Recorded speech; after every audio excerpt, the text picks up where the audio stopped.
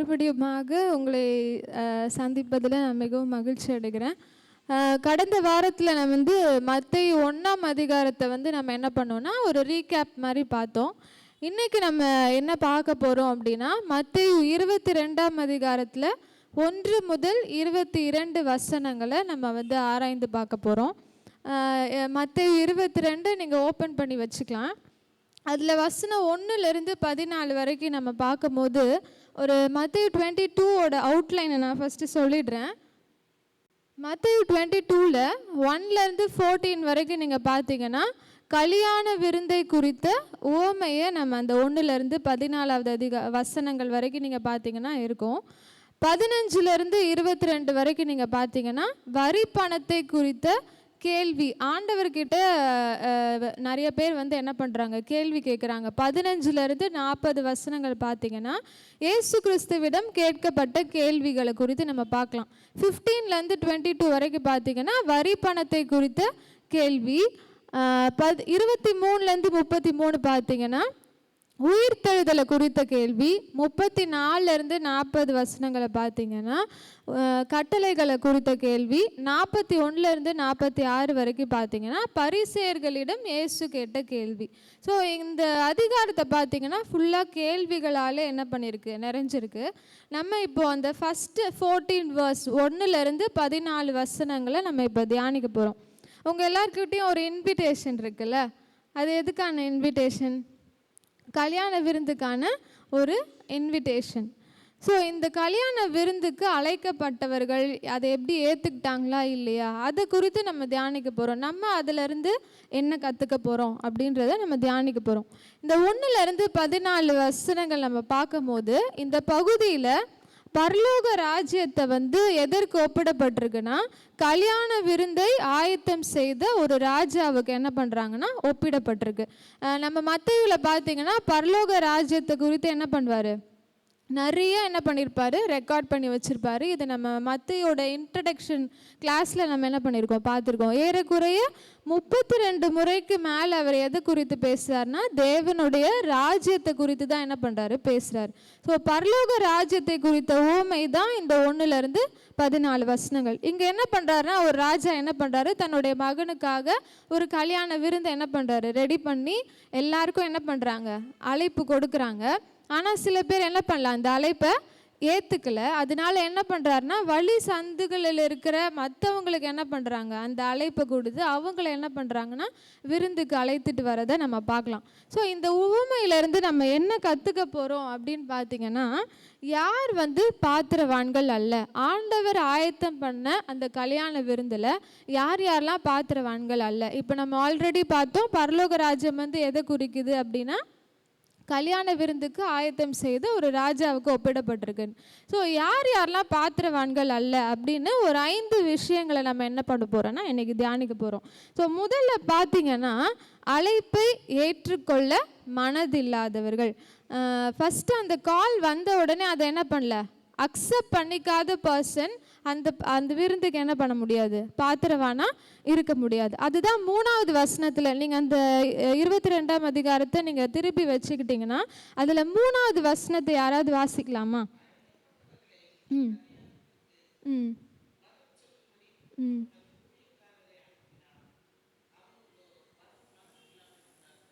அழைக்கப்பட்டவர்களை கல்யாணத்திற்கு என்ன பண்ணுறாரு, வர சொல்லும்படி அவன் தன் ஊழியக்காரரை என்ன பண்ணுறான், அனுப்புகிறான். அவர்களும் என்ன பண்ணல, வர மனதில்லாமல் இருந்தாங்க.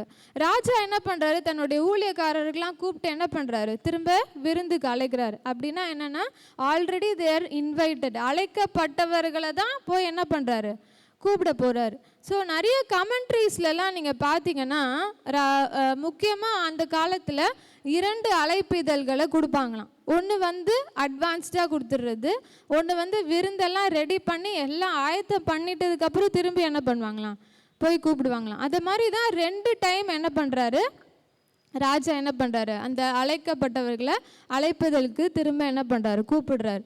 எஸ்தர் எழுதின அந்த எஸ்தரில் 5ஆம் அதிகாரம் 8வது வசனத்தில் பார்த்தீங்கன்னா எஸ்தர் ராஜாவுக்காகவும் ஆமானுக்காகவும் என்ன பண்ணுறா, ஒரு விருந்தை ரெடி பண்ணுறா. அப்போ ராஜா கிட்ட சொல்கிறா, ஆண்டவரே நான் என்ன பண்ணுறேன், உங்களுக்காக ஒரு விருந்து ஆயத்தம் பண்ணுறேன், நீங்கள் கண்டிப்பாக என்ன பண்ணணும், அதில் பங்கு பெறணும்னு என்ன பண்ணுறா, வேண்டுதல் செய்கிறா. அது ஃபஸ்ட் இன்விடேஷன்.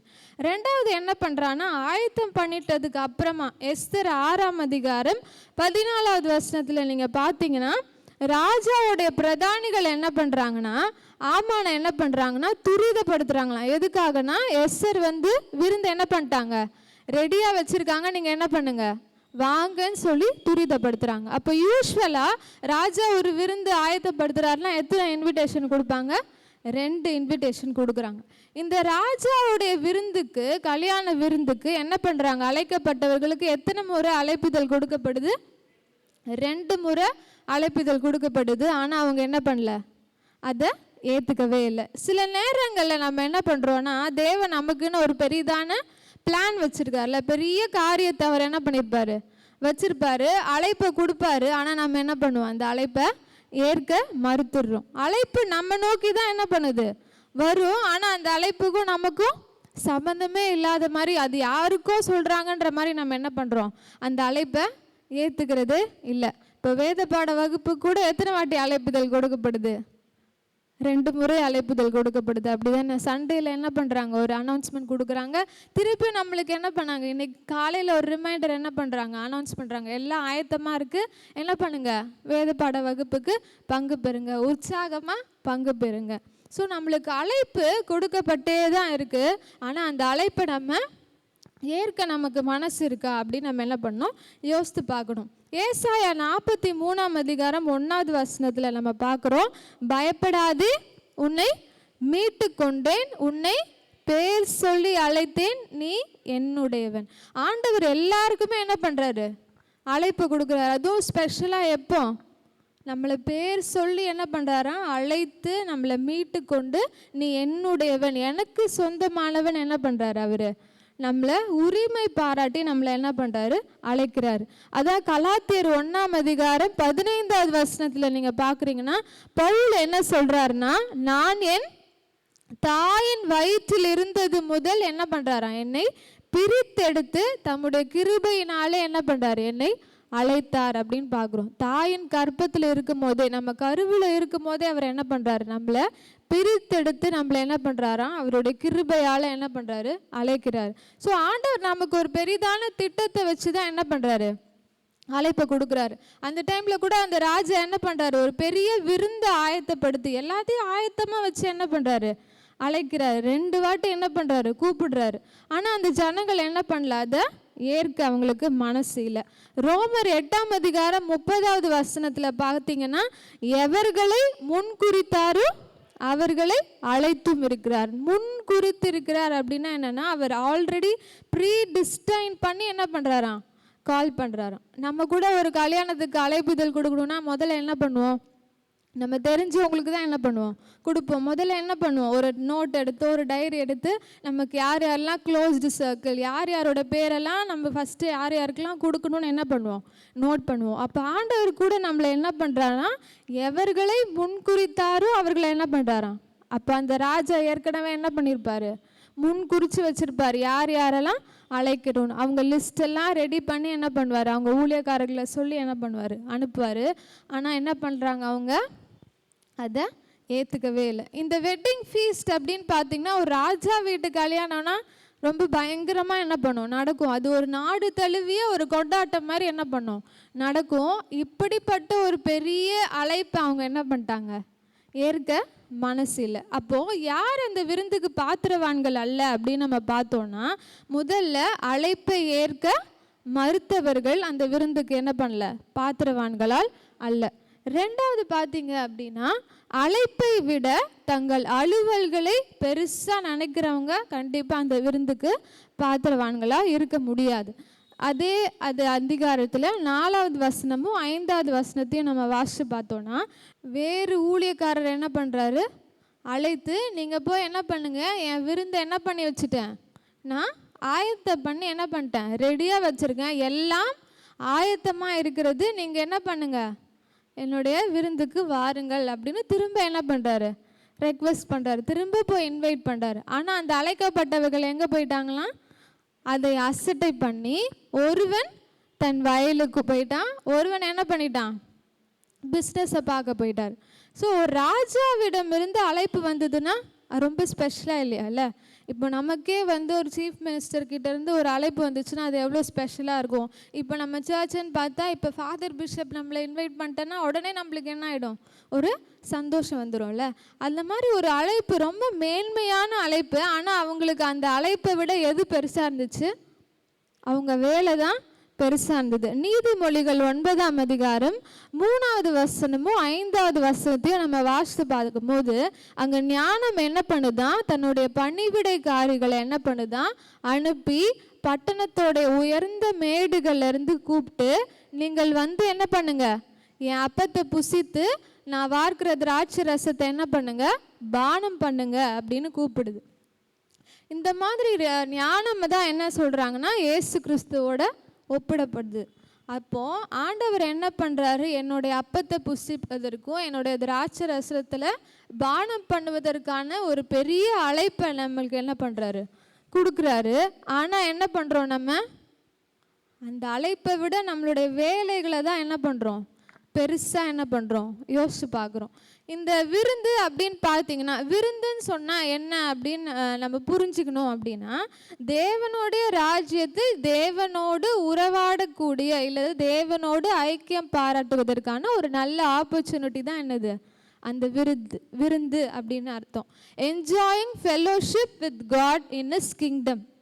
அந்த விருந்து வந்து அவங்களுக்கு கிடைச்ச நல்ல ஒரு வாய்ப்பு, ராஜாவோட டைம் ஸ்பெண்ட் பண்ணுறதுக்குல்ல. இப்போ நம்ம சீஃப் மினிஸ்டர் நம்மளை அழைச்சிருக்காங்கன்னா அவங்களோட டைம் ஸ்பெண்ட் பண்ணுறதுக்கு அந்த ஒரு நாள் தான் இல்லை. அப்போ எவ்வளோ ஸ்பெஷலாக நம்ம என்ன பண்ணோம், அந்த நாளை வாஞ்சிக்கணும். அப்போ அவங்க என்ன பண்ணிட்டாங்கன்னா, இன்ஸ்டெட் ஆஃப் ஆண்டவரோட ஐக்கியம் கொள்வதற்கு பதிலாக அவங்க எதை தான் சூஸ் பண்ணாங்க, அவங்களுடைய வேலையை தான் என்ன பண்ணாங்க, சூஸ் பண்ணாங்க. அவங்களுடைய சாட்டிஸ்ஃபேக்ஷன்லாம் எதில் இருந்துச்சுன்னா அவங்க செய்கிற வேலையில் தான் என்ன பண்ணுது இருந்துச்சு. திருப்தி அளிக்காத உலகத்தின் மேலே தான் அவங்க என்ன பண்ணாங்க, வாஞ்சியாக இருந்தாங்களே தவிர இந்த ஆப்பர்ச்சுனிட்டி ஒரு விருந்து அப்ராக்சிமேட்டாக எஸ்தரோடைய டைமில் நீங்கள் பார்த்தீங்கன்னா 7 நாள்லேருந்து 180 நாள் கூடக்கு என்ன இருந்திருக்கு, ராஜா என்ன பண்ணியிருக்காரு, விருந்துலாம் வச்சுருக்காரு. அப்போ எவ்வளோ டேஸ் நடந்ததுன்னு நம்மளுக்கு தெரியாது, அந்த ஓமையை பார்த்தா நமக்கு தெரியாது. ஆனால் நல்ல வாய்ப்பில் இவங்களுக்கு அந்த விருந்துக்கு இவங்க என்ன பண்ணியிருக்காங்க, முன்குறிக்கப்பட்டு அழைக்கப்பட்டிருக்காங்க. ஆனால் அவங்களுக்கு எது தான் பெருசாக இருந்துச்சு, அவங்களுடைய வேலை தான் பெருசாக இருந்தது. ஏசாயா 55ஆம் அதிகாரம் 2வது வசனம் 3வது வசனத்தை நம்ம வாசித்து பார்த்தோன்னா, நீங்கள் அப்பம் அல்லாததற்காக பணத்தையும் திருப்தி செய்யாத பொருளுக்காக உங்கள் பிரயாசத்தையும் என்ன பண்ணுறீங்க, செலவழிக்கிறீங்க அப்படின்னு ஆண்டவர் சொல்கிறார். அப்பம் இல்லாததுக்கு நீங்கள் என்ன பண்ணுறீங்க, நம்ம என்ன பண்ணுறோம், ஹெல்த்தியாக சாப்பிடணுன்றதுக்காக என்ன பண்ணுறோம், தேடி தேடி ஹெல்த்தி டயட் அது என்ன எல்லாமே என்ன பண்ணுறோம், ஃபாலோ பண்ணுறதுக்கு நிறைய என்ன பண்ணுறோம், பணம் கொடுத்து என்ன பண்ணுறோம், வாங்குகிறோம். திருப்தி செய்யாத பொருளுக்காக என்ன பண்ணுறோமா, பிரயாசப்பட்டு என்ன பண்ணுறோம், வேலை செஞ்சு ஓடுறோம். நீங்கள் எனக்கு கவனமாய் செவி கொடுத்து நலமானதை, இங்கே வந்து ஆண்டவர் எதை குறிக்கிறாரு அப்படின்னு புரியுதுல்ல நமக்கு. இந்த விருந்து வந்து ஏதோ நல்ல நான்வெஜ் ஐட்டம், நல்ல தடபுடலான விருந்து அப்படி கிடையாது. நம்ம ஆத்துமாவே திருப்தி ஆகுகிற விருந்தை யார்கிட்ட தான் நம்ம சாப்பிட முடியும், ஆண்டவர்கிட்ட தான் என்ன பண்ண முடியும், சாப்பிட முடியும். நலமானதை என்ன பண்ணுங்க, சாப்பிடுங்கள். இந்த நலமானதை சாப்பிடுங்களுக்கு முன்னாடி என்ன போட்டிருக்கு, நீங்கள் எனக்கு கவனமாய் செவி கொடுத்து. அப்போ அவளுடைய வாயிலிருந்து புறப்படுகிற ஒவ்வொரு வார்த்தையினால தான் நமக்கு என்ன உண்டு, பிழைப்பு உண்டு. அப்பொழுது உங்கள் ஆத்துமா எப்படி இருப்பான், கொழுப்பான பதார்த்தத்தினால் எப்படி இருக்குமா, மகிழ்ச்சியாகும். உங்கள் செவியை சாய்த்து நீங்க என்ன பண்ணுங்க, என்னிடத்தில் வாருங்கள் அப்படின்னு சொல்றாரு. திருப்தி அளிக்காத உலகத்தை நோக்கி நீங்க ஓடிட்டு இருக்கீங்க. ஆனா திருப்தி தர விஷயம் யார்கிட்ட தான் இருக்கு, என்கிட்ட தான் இருக்குது. அதனால் நீங்கள் என்ன பண்ணுங்கள், என்னிடத்துல வாருங்கள் அப்படின்னு ஆண்டவர் சொல்கிறார். ஆனால் இன்றைக்கி நம்ம என்ன பண்ணுறோன்னா, இது போன்ற அழைப்புகள் நமக்கு கொடுக்கப்பட்டே தான் இருக்குது. தேவனோட நெருங்கி சேருவதுக்கான வாய்ப்பு அதுதான் நமக்கு கேலண்டரில் போட்டு கொடுத்துருக்காங்கல்ல. திருச்சபை ஒழுங்குகள், சண்டே இது நடக்குது, இந்த சர்வீஸ் நடக்குது, இதெல்லாம் எதுக்காகனா ஆண்டவரோட நம்ம இன்னும் என்ன பண்ணணும், நெருங்கி சேரணும். அவருடைய உறவு வந்து நமக்கு என்ன இருக்கணும், ஸ்ட்ராங்காக இருக்கணும். அந்த ரிலேஷன்ஷிப் ஸ்ட்ராங்காக இருக்கணும். நம்ம ஆத்துமா செலுத்து இருக்கணும். அப்படின்றதுக்காக தான் திருச்சபையில் என்ன பண்ணுறாங்க, இந்த மாதிரி ஒழுங்குகள், வாய்ப்புகள், அழைப்புகள் என்ன பண்ணுது, கொடுக்கப்பட்டே தான் இருக்குது. ஆனால் அதை நம்ம என்ன பண்ணுறோம், சில டைமில் நமக்கு வேலை, நம்மளுடைய ப்ரையாரிட்டிஸ்லாம் எதுக்கு மேலேயும் என்ன பண்ணுது இருக்குது. எனக்கு டைமே இல்லை, அதுக்கு எனக்கு இங்கே பார்க்கணும், இந்த வேலை இருக்குது, பசங்களை படிக்க வைக்கணும், டியூஷன் அனுப்பணும், இந்த மாதிரி என்ன பண்ணிடும், நம்ம உலக பிரகாரமான காரியங்கள்லேயே நம்ம என்ன பண்ணுறோம், நாட்டம் பண்ணுறோம். நல்லா சாப்பிட்ணும், நல்லா படிக்கணும், இந்த மாதிரி விஷயங்களை நம்ம அக்கறை எடுத்துக்கிறோம். ஆனால் நம்ம ஆத்துமாவை செழிப்பான ஆத்துமாவை வச்சிருக்கிறது, நம்மளுடைய பிள்ளைகள் ஆத்துமா செழித்திருப்பதற்கு நம்ம என்ன பண்ணுறோம், நம்மளுடைய ஆத்துமா செலுத்திருப்பதற்கு கூட நம்ம என்ன பண்ணல, அந்த அழைப்பை ஏற்க என்ன பண்ணுறோம், மறுத்து நம்ம என்ன பண்ணுறோம், உதாசீனப்படுத்துகிறோம். அப்போ தேவனுடைய அழைப்பை நம்ம நிராகரிக்கும் போது ஆவிக்குரிய வாழ்க்கையில் அப்படியே தேக்கம் அடைஞ்சிரும், அப்படியே ஸ்டாக்னன்ட் ஆகிடும். ஸ்பிரிச்சுவல் க்ரோத்தை என்ன பண்ணாது, இருக்காது. நம்ம இன்னும் ஏதோ பழைய கிறிஸ்தவர்கள் போல் அப்படியே என்ன பண்ணுவோம், வருவோம் போவோம், சண்டே ஆனால் ஒரு அட்டண்டன்ஸை போட்டு என்ன பண்ணுவோம், வீட்டுக்கு போவோம். ஆனால் நமக்குள்ள ஒரு ஆவிக்குரிய வாழ்க்கையில் ஒரு மாற்றம் இருக்கா, என் ஸ்பாவத்தில் மாற்றம் இருக்கான்னா என்ன இருக்காது, இருக்காது. ஏன் அப்படின்னா நான் இன்னும் ஆண்டவர்கிட்ட நான் நெருங்கி சேருவதற்கு என்ன பண்ணல, அந்த வாய்ப்பை நான் என்ன பண்ணுறேன், உதாசீனப்படுத்துகிறேன். அப்போனா என்னால் என்ன பண்ண முடியாது, ஆவிக்குரிய வாழ்க்கையில் வளர்ச்சி அடைய முடியாது. ஏன்னா ஆத்துமாவை வளர செய்கிறவர், ஆத்துமாவை செழிக்க செய்கிற விருந்தை கொடுக்கறது யார் தான், ஆண்டவராகிய கிறிஸ்து மட்டும்தான். அவருடைய வார்த்தை நம்ம செவி கொடுத்தாலே நம்ம என்ன பண்ணுவோம், ஒரு முதிர்ச்சி அடைந்த கிறிஸ்தவர்களாக நம்ம என்ன பண்ணுவோம், வாழ முடியும். பிரியமானவனே, உன் ஆத்துமா வாழ்வது போல நீ எல்லாவற்றிலும் வாழ்ந்து, நம்ம ஆத்துமா வாழ்ந்தாதான் மீதி எல்லாத்துலேயும் என்ன பண்ண முடியும், வாழ முடியும். ஆத்துமா வாழாமல் மீதி. ரெண்டாவது யார் பாத்திரவான்கள் அல்ல அப்படின்னா, அழைப்பை விட, தன்னுடைய ஆண்டவர் கொடுத்த அழைப்பை விட தங்களுடைய வேலையும் தங்களுடைய அலுவல்களையும் பெருசாக நினைக்கிறவங்க ஆண்டவருடைய விருந்துக்கு என்ன பண்ண மாட்டாங்க, பாத்திரவான்களாக இருக்க மாட்டாங்க. மூணாவது பார்த்தீங்க அப்படின்னா, தேவன் ஆயத்தம் பண்ணினவர்களை நிராகரிப்பவர்கள். தேவன் ஆல்ரெடி என்ன பண்ணி வச்சிருக்காரு, ஆயத்தம் பண்ணி வச்சிருக்கிறார். அதனால தான் வசனம் 4 பார்க்குறோம், எல்லாம் என்ன இருக்குது, ஆயத்தமாக இருக்குது, எல்லாமே என்ன ஆயிடுச்சு, ரெடியாக இருக்குது, நீங்கள் என்ன பண்ணுங்க, விருந்துக்கு வாங்கன்னு சொல்கிறாரு. ஆண்டவர் நம்மளை அழைக்கும் போதே நம்மளுக்கு தேவையானது எல்லாத்தையும் என்ன பண்ணிடுறாரு, ப்ரிப்பேர் பண்ணி என்ன பண்ணிடுறாரு, வச்சிடறாருல்ல. தேவனிடத்தில் அன்புக்குரியவர்களுக்கு எப்படி நடக்குதான், சகலமும் நன்மைக்கு எதுவாக நடக்குது. என்னென்னலாம் ப்ரிப்பேர் பண்ணி வச்சிருக்கிறாரோ அதெல்லாம் நம்மளுடைய கண் என்ன பண்ணவையா, காணவும் இல்லை, கேட்கவும் இல்லை. அந்த மாதிரி ஒரு ப்ரீ பிளான்டாக நம்மளுடைய வாழ்க்கைக்கு என்னது தேவைன்னு எல்லாமே ஆண்டவர்களுடைய கரத்தில் தான் இருக்குது. எல்லாம் ஆயத்தம் பண்ணி தான் நம்மளை ஆண்டவர் என்ன பண்ணுறாரு, நீ விசுவாசத்தோடு என்கிட்ட வான் கூப்பிட்றாரு. ஆனால் அதெல்லாம் விட்டுட்டு நம்ம என்ன பண்ணுறோம், நம்ம என்னமோ பிரயாசப்பட்டு தான் நம்ம லைஃப்பை லீட் பண்ணுற மாதிரி நம்ம நினச்சிக்கிட்டு நம்ம சுய பலத்தை சார்ந்து அவர் கொடுக்குற பலத்தை நம்ம என்ன பண்ணிடுறோம், அவர் கொடுத்த ஆசீர்வாதங்களை, மேன்மைகளை நம்ம என்ன பண்ணிடுறோம், இழந்து போயிடும். தேவன் நமக்கென்று வாழ்க்கைகளை நியமித்த காரியங்களை நம்ம என்ன பண்ணக்கூடாது, இழந்து போகாதபடி நம்ம என்ன பண்ணணும், கவனமாக இருக்கணும். அப்போ முதலாவது தேவனுடைய ராஜ்யத்தையும் அவருடைய நீதியையும் தேடுங்கள் அப்படின்னு சொன்னால் அதை தான் நம்ம என்ன பண்ணணும், பிடித்து கொள்ளும் போது நம்ம வாழ்க்கைன்ற அவர் ஆல்ரெடி என்ன பண்ணி வச்சுட்டாரு, ஆயத்தம் பண்ணி வச்சுட்டார். அதான் மத்திய 6 நீங்கள் பார்க்கும்போது எல்லாமே இருக்குது, சாப்பிட்றதுலேருந்து எல்லாமே, ட்ரெஸ்ஸு வேர் பண்ணுறதுலேருந்து எதை குறித்தும் நீங்கள் என்ன பண்ணாதீங்க, கவலைப்படாதீங்க. உங்களுக்கு இன்னது தேவை என்பதை நீங்கள் வேண்டிக் கொள்வதற்கு முன்னே யார் அறிஞ்சிருக்கிறா, பிதா அறிஞ்சிருக்கிறார். அதனால் அதை நோக்கி நீங்கள் என்ன பண்ணாதீங்க, ஓடாதீங்க. அதை விட பெருசாக உங்கள் ஆத்துமாவுக்குன்னு ஒரு பெரிய விருந்தை நான் என்ன பண்ணியிருக்கேன், வச்சுருக்கேன். அதை நோக்கி நீங்கள் ஓடி வரும்போது ஆட்டோமேட்டிக்காக உங்களுக்கு தேவையானவைகளை என்ன பண்ணுவேன், கண்டிப்பாக நான் தருவேன் அப்படின்னு ஆண்டவர் என்ன பண்ணுறாரு, வாக்கு கொடுக்குறாரு. அப்போது மூணாவது யார் பாத்திரவான்கள் அல்லனா, தேவன் ஆயத்தம் பண்ணி வச்சிருக்கிறத நிராகரிக்கிறவங்க, சுயமாக முடிவெடுக்கிறாங்களே, அவங்க எல்லாரும் என்ன பண்ண முடியாது, ஆண்டவர் வச்சிருக்கிற மேன்மையான ஆசீர்வாதங்களை அனுபவிக்க முடியாது. அடுத்தது 4வது பார்த்தீங்கன்னா, யார் பாத்திரவான்கள் அல்ல அப்படின்னா, அழைப்பித்தவர்களை அசட்டை செய்பவர்கள். the one who mistreated the messengers. யார் உங்களை கூப்பிடுறாங்களோ அவங்கள என்ன பண்ணுறது? அசட்டை பண்ணுறது. இன்றைக்கி வசனம் 6வது வசனத்தை வாசிங்களேன். அங்கே என்ன பண்ணுறாங்கன்னா, ஊழியக்காரரை ராஜா என்ன பண்ணுறாரு? அனுப்புகிறாரு. அவங்கள அசட்டப்படுத்தி அவமானப்படுத்தி என்ன பண்ணுறாங்களாம்? கொலை செய்தார்கள் அப்படின்னு போட்டிருக்கு. யார் அந்த அழைப்பை கொடுக்குறாங்களோ அவங்க மேலே என்ன பண்ணுறது? கோவத்தை என்ன பண்ணுறது? காட்டுறது. சகரியா 7ஆம் அதிகாரம் 11லேருந்து 12 வரைக்கும் நீங்கள் பார்த்தீங்க அப்படின்னா, அங்கே ஆண்டவர் நிறைய தீர்க்கதரிசிகள் ஊழியக்காரர்களை அனுப்புகிறாரு. ஆனால் அவங்களுக்கு என்ன பண்ணல? கவனிக்க மனசு இல்லை. செவி என்ன பண்ணிக்கிறாங்களாம்? அடைச்சி வச்சுக்கிறாங்களாம். இருதயத்தையும் என்ன பண்ணி வச்சுக்கிறாங்களாம்? வைராக்கியமாய் அதை வைரமாக்கி கொண்டார்கள். அதாவது ரொம்ப இருதயத்தை என்ன பண்ணுறது? கடினமாக வச்சுக்கிட்டு புறப்படுகிற வார்த்தைகளை கேட்க என்ன இல்லை? மனது இல்லாமல் தேவனுடைய எச்சரிப்பின் வார்த்தைகள் வந்தாலும், ஆசீர்வாதமான வார்த்தைகள் எது வந்தாலும் நம்ம என்ன பண்ணிப்போம்? தேவனுடைய ஆசீர்வாதமான வார்த்தைகள் எடுத்துப்போமா? எச்சரிப்பான வார்த்தைகள் எடுத்துப்போமா? எச்சரிப்பை தான் நம்ம என்ன பண்ணோம்? எடுத்துக்கணும். ஆனால் இன்றைக்கி நம்ம பார்க்கும்போது யாராவது ஒருத்தவங்க ஹார்ஷாக நம்ம வசனத்தை போதிச்சிட்டாங்கன்னா அவங்கள பார்த்தாலே நமக்கு என்ன ஆகாது?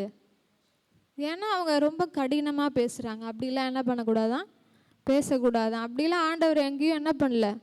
சொல்லவே இல்லை. தேவனுடைய வார்த்தை கண்டிப்பாக எச்சரிப்பாக போதிக்கணும் தான் போட்டிருக்கு.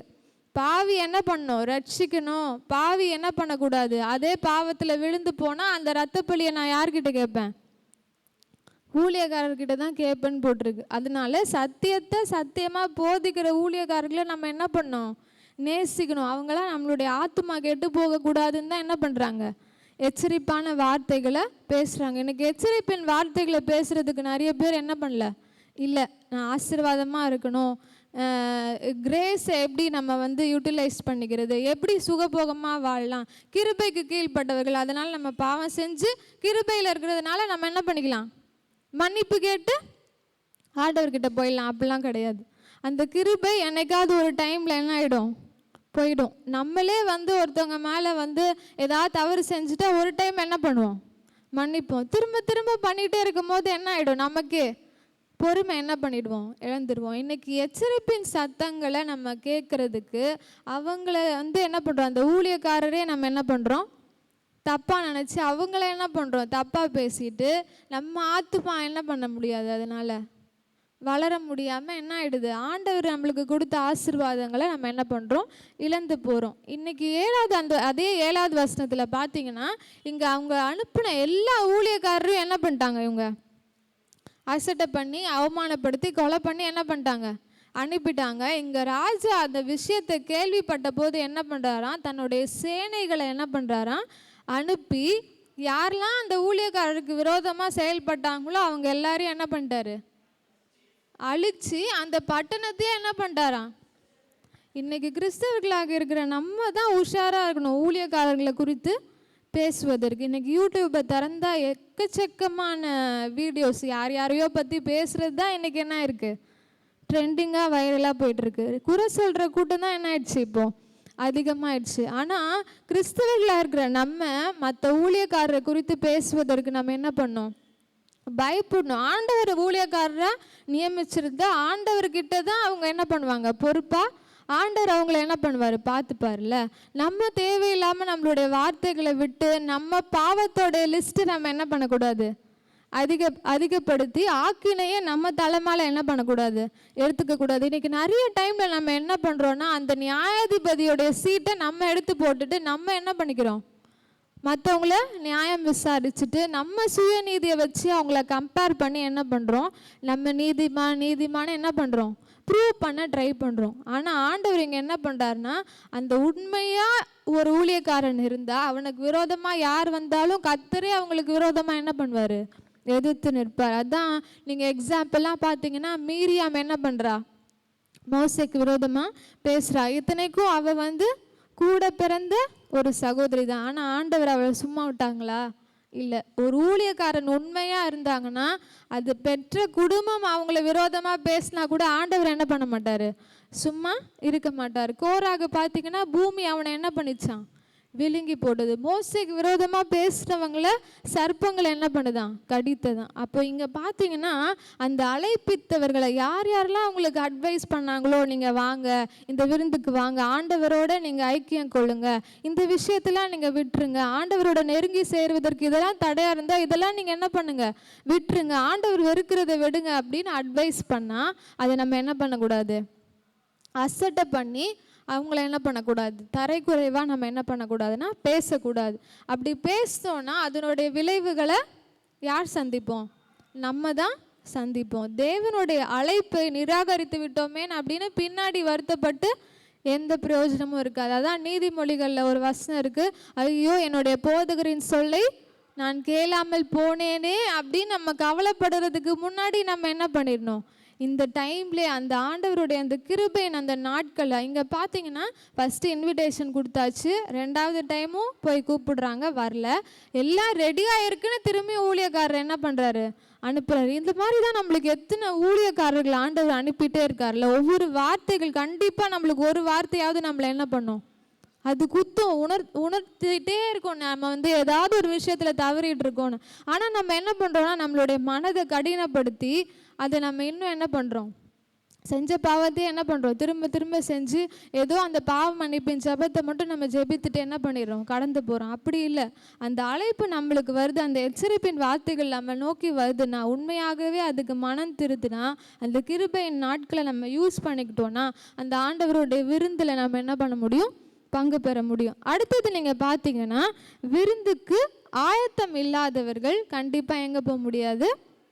அந்த விருந்துக்கு பாத்திரவான்களாக இருக்க முடியாது. இங்கே நீங்கள் பார்த்தீங்கன்னா 11 வசனங்கள்லேருந்து 13வது வசனத்தில் வரைக்கும் நீங்கள் பார்த்தீங்கன்னா இங்கே என்ன பண்ணுறான்னா கல்யாணம் வஸ்திர தரித்திராத ஒரு மனுஷன் என்ன பண்ணுறான்? அந்த விருந்துக்கு வந்துடுறான். அப்போது யார் அதை நோட் பண்ணுறா அப்படின்னா ராஜா தான் என்ன பண்ணுறாரு? நோட் பண்ணி சிநேகிதனே உன் கல்யாண வஸ்திரம் எங்கன்னு கேட்குறாரு. இங்கே கொஞ்சம் வித்தியாசமாக பார்த்தோன்னா ஆயத்தம் உள்ளவர்கள்லாம் என்ன பண்ணிப்பாங்க? கண்டிப்பாக கல்யாணத்துக்கு வரணுன்னா நம்மளாம் என்ன பண்ணுவோம்? நல்லா பெஸ்ட்டான ட்ரெஸ்ஸு, நகை இதெல்லாம் எடுத்து போட்டு கல்யாணத்துக்கு என்ன பண்ணுவோம்? நல்லா கிராண்டாக என்ன பண்ணுவோம்? போகும். இப்போ ஒரு ராஜா கூப்பிட்ருக்காரு, ஒரு பெரிய ராயல் பேங்கெட்டுக்கு கூப்பிட்ருக்காரு. அப்படின்னும் போது நான் எப்படி வஸ்திரம் தரித்துட்டு போவேன்? எனக்கிட்ட இருக்கிற எது பெஸ்ட்டானதோ அதை என்ன பண்ணுவேன்? போட்டுட்டு போவேன். அந்த காலத்தில் என்ன சொல்கிறாங்கன்னா சில கமெண்ட்ரிஸ்லாம் படிக்கும் போது ஒரு ராஜாவுடைய விருந்துக்கு அப்படி அழைக்கும் போது, ஒரு கல்யாணத்துக்கு அனுப்பும் போது அந்த யார் அழைக்கிறாங்களோ அவங்களுக்கு என்ன பண்ணுவாங்களாம்? நல்ல பெஸ்ட்டான துணியையும் என்ன பண்ணுவாங்களாம்? கொடுப்பாங்கன்னு போட்டிருக்கு. ஸோ ஒரு வேளை கொடுத்தாங்களோ கொடுக்கலையோ, ஆனால் அவனுக்கு என்ன பண்ணியிருக்கோம்? கண்டிப்பாக தெரிஞ்சிருக்கணும் எந்த வஸ்திரத்தை நம்ம போட்டுட்டு போகணும் அப்படின்னு. இப்போது இமேஜின் பண்ணி பாருங்களேன், அந்த விருந்துக்கு எல்லாரும் இருக்காங்க, எல்லாரும் என்ன பண்ணுறாங்க? வித்தியாசமாக ட்ரெஸ் பண்ணிட்டு வந்திருக்காங்க. இவன் ஒருத்தன் மட்டும் என்ன பண்ணியிருக்கான்? ஏதோ பக்கத்தில் கடைக்கு போகிற மாதிரி கேஷுவல் ட்ரெஸ் என்ன பண்ணிட்டான்? போட்டு வந்துட்டான். இவன் என்ன பண்ணியிருக்கணும்? வந்த உடனே எல்லாரையும் என்ன பண்ணியிருக்கணும்? பார்த்துருக்கணும்ல. அவன் அட்லீஸ்ட் பார்த்துட்டாவது என்ன பண்ணியிருக்கலாம்? வீட்டில் போய் என்ன பண்ணியிருக்கலாம்? சேஞ்ச் பண்ணிட்டு வந்திருக்கலாம். அவன் அதையும் பண்ணல.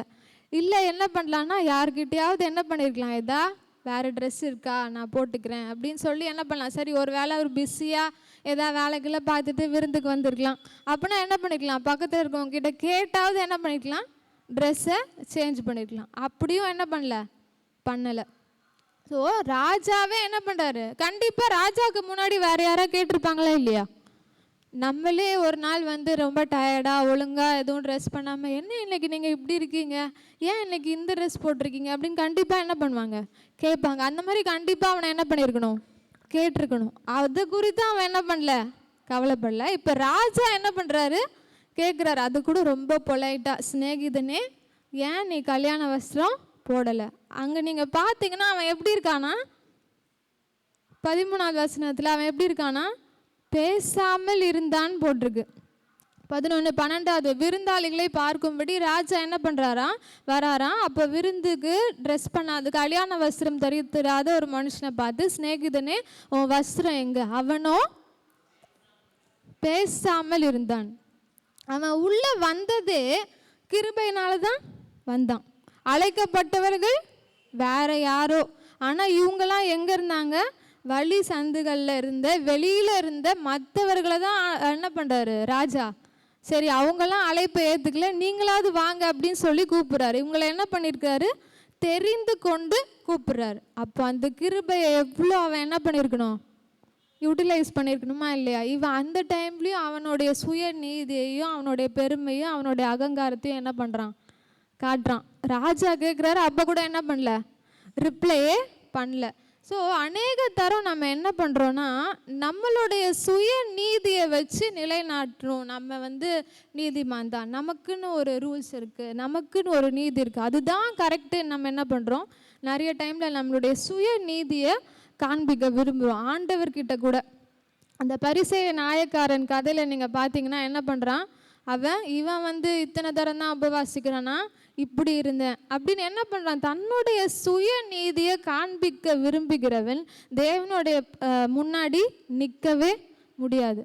அந்த கிருபையால் தான் நான் அழைக்கப்பட்டிருக்கேன், கிருபையால் தான் நான் தெரிந்து கொள்ளப்பட்டிருக்கேன்ற எண்ணம் நம்மளுக்கு எப்பயும் என்ன பண்ணோம்? இருக்கணும். இல்லை நாங்கள் இத்தனை வருஷத்துலேருந்து கிறிஸ்தவர்கள், அப்படி இல்லை. ஆண்டவர் நம்மளுக்கு கிருபையாக நம்மளை அழைச்சதுனால தான் நம்ம என்ன பண்ணியிருக்கோம்? இன்றைக்கி இந்த திருச்சபையில் உட்காந்துருக்கோம். இந்த திருச்சபை உருவானதே என்னால் தான், அப்படி கிடையாது. ஆண்டவர் நம்மளுக்கு கிருபையால் தான் என்ன பண்ணியிருக்காரு? அழைச்சிருக்காரு. இந்த மனுஷன் என்ன பண்ணுறான்? கிருபையால் தான் அழைக்கப்பட்டிருக்கான். ஆனால் இவன் என்ன பண்ணுறான்? ஒரு நீதியை வச்சுட்டு இந்த ட்ரெஸ் போட்டாலும் நான் என்ன பண்ணுவேன்? விருந்துக்கு போவேன். இவன் என்ன பண்ணுறான்? தன்னுடைய சுய நீதியை அந்த இடத்துல காண்பிக்க விரும்புகிறான். ஆண்டவர் அதை என்ன பண்ணுறதில்ல? விரும்புறதில்லை. அநேக தரம் எச்சரிக்கப்பட்டோம். இவனுக்கு இன்னொரு விஷயமும் தெரியும். அந்த 7வது வசனத்தில் நீங்கள் பார்த்தீங்க, அவர் என்ன பண்ணுறாரு? ராஜா அதை கேள்விப்பட்டு என்ன பண்ணுறாரு? கொலை செய்தவர்களை என்ன பண்ணுறாரு? அழித்து போடுறாரு. அந்த பட்டணத்தையும் என்ன பண்ணுறாரு? அழைப்பை ஏற்காதவங்களுக்கு என்ன தண்டனைன்னு இவனுக்கு என்ன பண்ணும்? தெரியும்ல, கண்டிப்பாக தெரிஞ்சிருக்கும். அதனால தான் இவங்களை அழைச்சிருக்காருன்னு அவனுக்கு கண்டிப்பாக தெரியும். அப்போது இந்த கிருபைக்கு கீழெல்லாம் இன்றைக்கி நம்மளும் என்ன பண்ணியிருக்கோம்? வாழ்ந்திருக்கோம். நம்மளும் அழைக்கப்பட்டிருக்கோம். நம்ம என்ன பண்ணுறோன்னா, யாருக்கோ எச்சரிப்பு, யாருக்கோ தண்டனை நடக்குது, அதை பார்த்து கூட நம்ம என்ன பண்ணல? உணர்வடையாமல் நம்ம ஏதோ ரொம்ப நீதிமானு நினச்சிக்கிட்டு நம்மளுடைய சுய நீதியை நம்ம என்ன பண்ணுறோம்? காட்ட விரும்புகிறோம். ஆண்டவர் அதை என்ன பண்ணுறதில்ல? விரும்புறதில்லை. அவனை உடனே என்ன பண்ணுறாரு? அழுகையும். ஆண்டவருடைய பிரசன்னத்தை என் சுய நீதியை காட்டி நான் உணரவே முடியாது. ஆண்டவர் விரும்புகிறதெல்லாம் தன்னைத்தான் தாழ்த்துகிறவன் தான் என்ன பண்ணுவார்? உயர்த்தப்படுவான். நம்மளுடைய சுய நீதியால் அல்ல, தேவ நீதியால் நம்ம என்ன, தேவ நீதி என்னும் வஸ்திரத்தை நான் என்ன பண்ணோம்? உடுத்திக்கொள்ளணும். அதுதான் நீதி அல்ல. அதான் ரோமர் 3ஆம் அதிகாரம் 21 31 வசனங்கள் நீங்கள் வாசித்து பார்த்தீங்கன்னா, நம்ம எப்படி நீதிமான்கள் ஆக்கப்பட்டிருக்கோன்னா, அவருடைய கிருபையினால தான் நம்ம என்ன பண்ணியிருக்கோம்? நீதிமான்கள் ஆக்கப்பட்டிருக்கிறோம். அந்த இதை நம்ம யோசித்து, அவருடைய நீதியால் தான் நான் என்ன பண்ணியிருக்கேன்? நீதிமானாக மாற்றப்பட்டிருக்கிறேன்ற எண்ணத்தோடு நம்மளை தாழ்த்தி அந்த நீதி என்னும் வஸ்திரத்தை நம்ம உடுத்தி கொள்ளும் போது அந்த விருந்துக்கு நான் என்ன பண்ணுவேன்? பாத்திரவானாக இருப்பேன். ராஜாவோடு நான் பந்தி இருப்பதற்கு நான் என்ன பண்ணுவேன்? பாத்திரவானாக இருப்பேன். அப்போ ஒரு 5 விஷயங்களை நம்ம பார்த்தோம். முதலாவது, அழைப்பை ஏற்றுக்கொள்ள மனதில்லாதவர்கள் விருந்துக்கு பாத்திரவான்கள் அல்ல. 2வது, அழைப்பை விட தன்னுடைய வேலையை பெரிதாக நினைப்பவர்கள் விருந்துக்கு பாத்திரவான்கள் அல்ல. 3வது பார்த்தோம், தேவன் ஆயத்தம் பண்ணினவைகளை நிராகரிப்பவர்களுக்கு விருந்துக்கு பாத்திரவான்கள் அல்ல. அழைப்பித்தவர்களை அசட்டை பண்ணினவர்கள் விருந்துக்கு பாத்திரவான்கள் அல்ல. கடைசியாக பார்த்தோம், விருந்துக்கு ஆயத்தம் இல்லைனாலும் நம்ம எங்கே போக முடியாது? ஆண்டவருடைய பிரசன்னத்தை நம்ம என்ன பண்ண முடியாது? வாஞ்சிக்க முடியாது. இந்த கல்யாண விருந்து எதை குறிக்குதுன்னா, ஆண்டவருடைய ப்ரெசன்ஸை நீங்கள் ஃபீல் பண்ணுறது, ஆண்டவரோட ஐக்கியம் கொள்வதற்கான வழிகளை தான் இது என்ன பண்ணுது? கொடுக்குது. அப்போ இந்த அழைப்பை ஏற்றுக்கொண்டவங்களுக்கு என்ன ஆசீர்வாதம் அப்படின்னு பார்த்தீங்கன்னா, வசனம் 11 பார்க்குறோம், விருந்தாளிகளை பார்க்கும்படி ராஜா என்ன பண்ணுறாராம்? உள்ளே பிரவேசித்த போது ராஜாவே என்ன பண்ணுறாரு? உள்ளே பிரவேசித்து நம்மளை அவர் என்ன பண்ணுறாரு? பார்க்க வராரு. எல்லாரும் நம்ம தான் என்ன பண்ணுவோம்? பெரிய கியூவில் நின்று ராஜாவை பார்க்க போவோம். ஆனால் இங்கே என்ன பண்ணுறாரு? அழைப்பை ஏற்று வந்தவங்களை என்ன பண்ணுறாரு? அவர் உள்ள வந்து விருந்தாளிகளை என்ன பண்ணுறாராம் பார்க்க வர. The king himself game near. அதான் உங்களுக்கு அந்த இன்விடேஷனில் கொடுத்துருக்கேன்ல. ஸோ ஆண்டவர் உங்ககிட்ட நெருங்கி வந்து உங்களோட டைம் ஸ்பெண்ட் பண்ணுறதுக்கு, உங்களோட உறவாடுவதற்கு அவர் ரொம்ப என்ன பண்ணுறாரு, ஆசைப்படுறாரு. அதான் வெளிப்படுத்தல் 3:20 நம்ம பார்க்குறோம். இதோ வாசற்படியில் நின்று ஒருவன் என் சத்தத்தை கேட்டு கதவை திறந்தால் அவனிடத்தில் நான் பிரவேசித்து அப்படின்னு போட்டிருக்கு. நீங்கள் என் கையை பிடிச்சி கூப்பிடணும்னு இல்லை, அவனிடத்தில் நான் என்ன பண்ணுறேன், பிரவேசித்து அவனோடே போஜனம் பண்ணுவேன், அவனும் என்ன பண்ணுவான், என்னோட போஜனம் பண்ணுவான். அப்போது நீங்கள் ஆண்டவருடைய அழைப்பை நீங்கள் வந்து அக்செப்ட் பண்ணிக்கிட்டிங்கன்னா, அதனால தான் அந்த 22:14 பார்க்குறோம். அழைக்கப்பட்டவர்கள் அநேகர், தெரிந்து கொள்ளப்பட்டவர்களோ சிலர். அழைக்கப்பட்டவர்கள் அப்படின்னா ஃபஸ்ட்டு இன்விடேஷன் வாங்கினவங்க, அதை அக்செப்ட் பண்ணிக்கிட்டவங்க தான் யார், தெரிந்து கொள்ளப்பட்டவர்கள். ஸோ அந்த தெரிந்து கொள்ளப்பட்டவர்களாக நம்ம இருக்கும்போது ஆண்டவரே நம்ம இடத்துல என்ன பண்ணுவாராம், நெருங்கி வந்து நம்மளோட என்ன பண்ணுவார், போஜனம் பண்ணுவாருன்னு பார்க்குறோம். 2 பேதுரு 1:10 சகோதரரே உங்கள் அழைப்பையும் தெரிந்து கொள்ளுதலையும் என்ன பண்ணுங்க, உறுதியாக்கும்படி ஜாக்கிரதையாக இருங்கள். இந்த அழைப்பு எல்லாருக்குமே கிடைக்குமா அப்படின்றது தெரியாது. ஆனால் நம்ம அந்த அழைப்பு வந்தபோது அந்த தெரிந்து கொள்ளப்பட்ட நபர்களாக, பாத்திரவான்களாக நம்ம இருக்கும்போது நிச்சயமாகவே ஆண்டவருடைய விருந்தில் நம்ம என்ன பண்ண முடியும், பாத்திரவான்களாக இருக்க முடியும். ஸோ